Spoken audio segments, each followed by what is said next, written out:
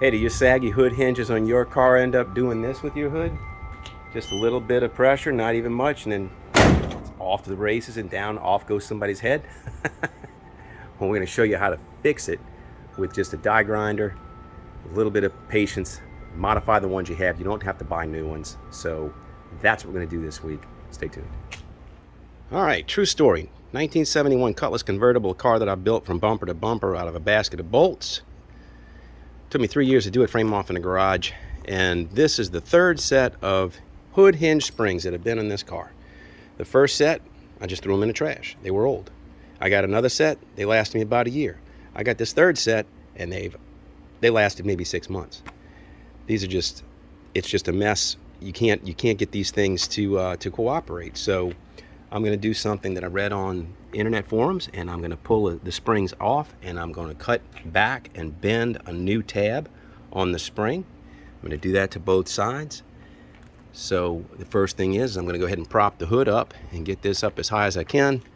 Get those hinges as pinched as we can so those springs are as light as possible, and we're going to go ahead and pull them off. Handy dandy 2x4, got it up. And now let's go get these springs off. So I know at one point in time they were almost to where they would rattle. Yeah, look, you can see how there is not a lot of tension on them. There's very minimal tension. So it won't take much for me to get these off. I'm just going to pry them off with a screwdriver. So you see how this hinge is set up. It's just a round coil, and the end coils are the ones that are bent, and it's just cut off here. So if you just need to make sure that, see how these two, they line, they're more or less both along the same angle. They're both parallel with one another, I should say. So we're going to go ahead and do that. I'm going to go ahead and cut off one coil, and I'm going to go ahead and bend a new hook on it and see what that does. And it may take two, but we're going to try one. All right, so I've set it up temporarily in my vise just so I can cut it. And I've projected where if this coil was laying down, it would wrap around to about here. So if I want to bend the next coil up to match, that's about where it should be. So I'm going to cut it right there. I've got my 4-inch grinder with a cutoff wheel on it. And let's just get this done.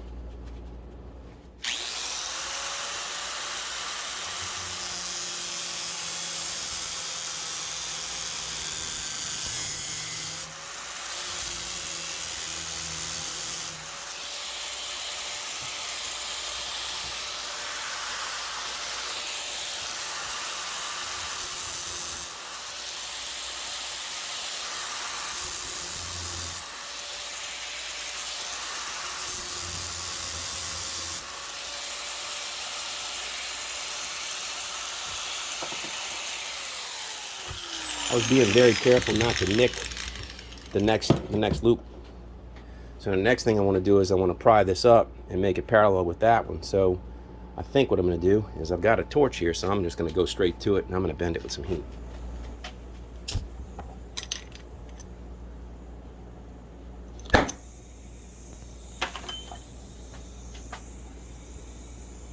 So I got a little screwdriver sitting in here. Just got it pried up a little bit already. So this is spring steel. Yeah, it's going to give it up pretty quickly if you heat it. Yep. So if I wanted to open it up a little bit, I've got a little vice grip plier. I'm going to bend it up.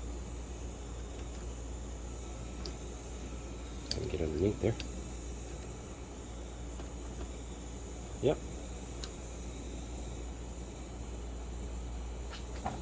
I read somebody said, oh, I just beat it on the vise. Well, I've got a torch, so I'm just going to take the easy route. And if this doesn't work, I'll cut off another coil, and then we'll go for two. Bend it a little bit more.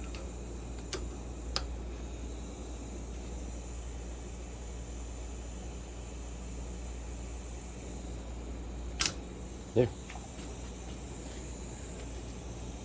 Bend it down, get a little bit of tightness to it. I kind of pried it out a little bit too much. Let me get a different plier.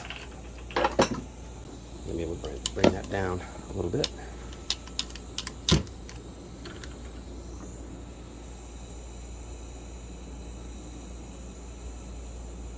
There you go. All right. Like it was made like that.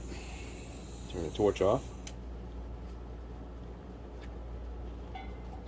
I love me some oxyacetylene. All right, so let's try it out. It's still a little warm, so I'm handling it with gloves, but there it is. Put it on the back first, and then we've got a good ways to go over here. That's unusual. It wasn't like that before.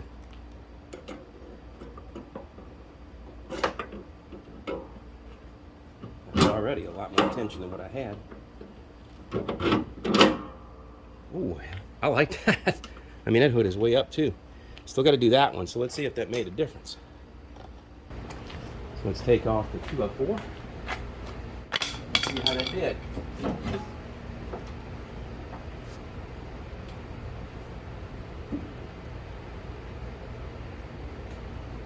Oh man, that's a lot better already. That's a lot better already. I bet if I do the other one. All right, so there's 19 coils on it. I cut one off. That's about 5% stiffer. We do the other side. So right now I'm only 2.5% stiffer because you got 2 springs. So once I get that spring, it'll be 5% stiffer. And if we want to cut a second coil off, it'll be 10% stiffer if I do both. Math. All right, let me get this hinge off and we'll do the other one.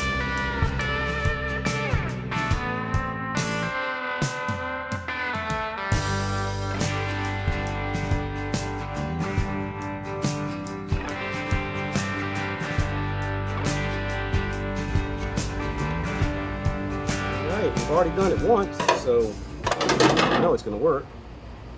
The spring is still hot as a firecracker.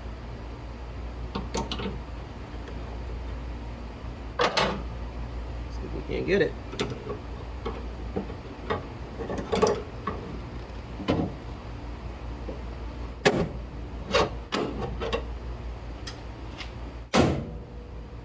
There it is. I don't need the gloves. Up, and it stays. And it stays, and if somebody bumps it, bumps it, bumps it, bumps it down, up.